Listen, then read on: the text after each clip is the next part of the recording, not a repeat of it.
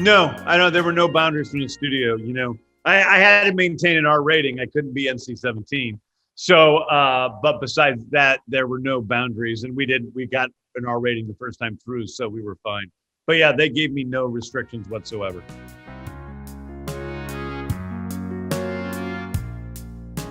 It's like a great recipe. It's like a great rock song. It's got the perfect bridge. It's got the perfect hit. It's got the perfect hook. It's got the perfect chorus. It's just the perfect blend of so many elements, which if you go the wrong way with any one of them could sour the whole thing. And it's perfect. James is a genius.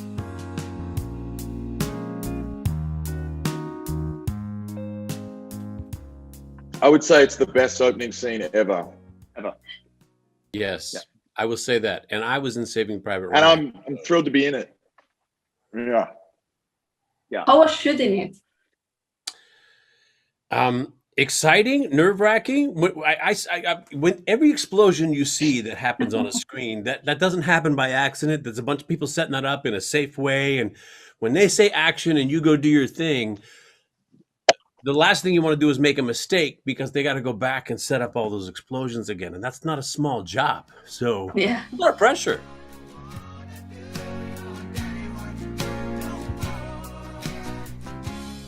I loved it. It's something I love in the comics so much is when Harley tries to have a normal dating life. So I found it very amusing in this film to see who she was kind of getting little crushes on, both in the Suicide Squad team and elsewhere in the film. And I mean, practically speaking, it's difficult because with all that makeup, red lip, I mean, it's hard enough kissing someone with lipstick on, but when you're Harley Quinn, you've got lipstick, mascara, white spray paint for my whole body. So the reset time in between those more sexy scenes it's actually more difficult than shooting the action, to be honest.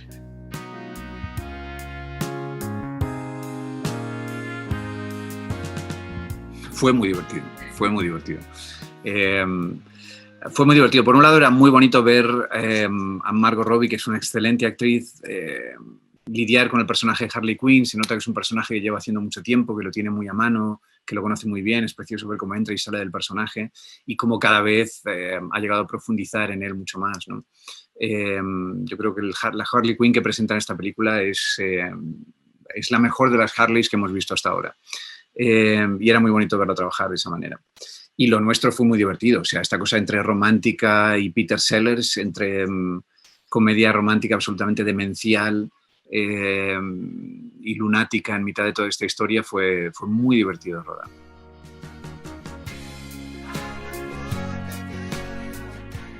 I can say that as soon as we met, we started having this funny friendship or relationship friendship.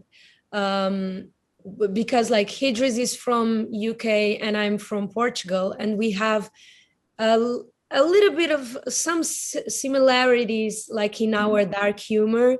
So I think we got along really quick. And I loved his jokes, and I think he enjoyed some of my jokes. So yeah, we could take that bond to Ratcatcher 2 and Bloodsport. Yeah, Daniela, has a very open. It's really interesting for me to watch other actors, their process. And Daniela is a very fine actor, but also has a very sort of investigative mind, and also, just digging a little bit below the surface of what she has to give in her characters. She really gives a bit more of herself. So that was really interesting to watch. And as she says, we have a sense of humor that we like to, push each other, and we found each other funny.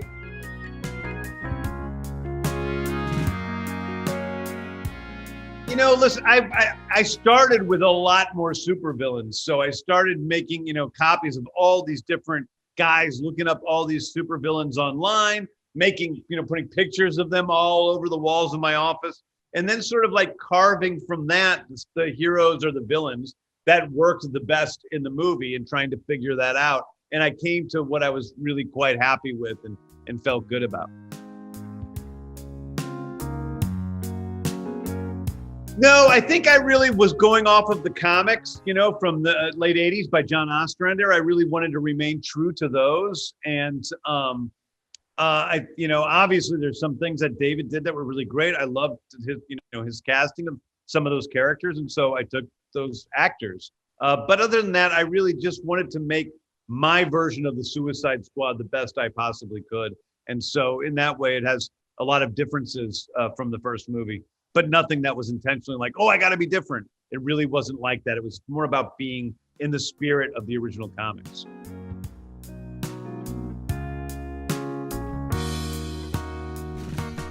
Lots is different. I would say the environment that we worked in shared some similarities in that there was great camaraderie between the cast, and everyone had a great time making the film for sure. I think in this, you know, James just really balances the tone perfectly. Yeah, it's just kind of, he gets that balance of humor and violence and the kind of heart and soul, and threads it really wonderfully. And it leaves audiences, you know, enjoying this immense kind of spectacle, but also really connecting with the plight of these misfits. And I think that's why they'll enjoy it so much.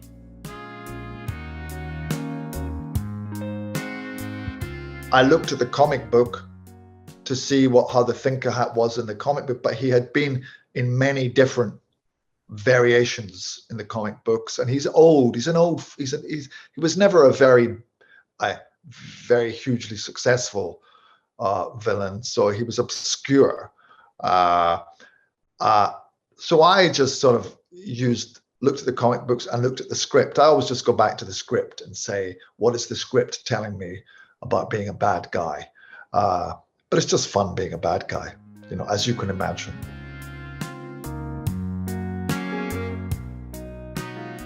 Bueno, de mi parte ha sido fantástica, ¿no?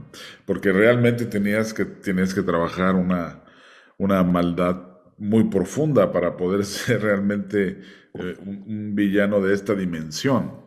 En el caso del general Mateo Suárez, ¿no? Que es la representación de esta ambición humana por el poder, de esta búsqueda demencial por el poder total, que es un poco lo que mueve o lo que dirige en el caso a mi personaje, ¿no? Que es lo más sencillo. No es como la historia de amor de Juan Diego, que es distinta. Sí, era un tono curioso, ¿no? Porque también la historia que me toca a mí es como una suerte de paréntesis en mitad de todo, mientras todo está derrumbándose en Corto Maltés y hay una guerra fuera y está todo el Escuadrón Suicida. Tenemos este paréntesis raro entre Harley Quinn y el presidente Luna, y ese tono era muy singular, ¿no? Pero fue muy divertido, y trabajar con James Gunn es divertidísimo. La comentábamos antes, que cada día parecía un cumpleaños, ¿no? Cada día parecía una fiesta y es como, wow, estamos haciendo esto, mira qué increíble, y realmente te hace sentir de esa manera, ¿no? Fue muy divertido.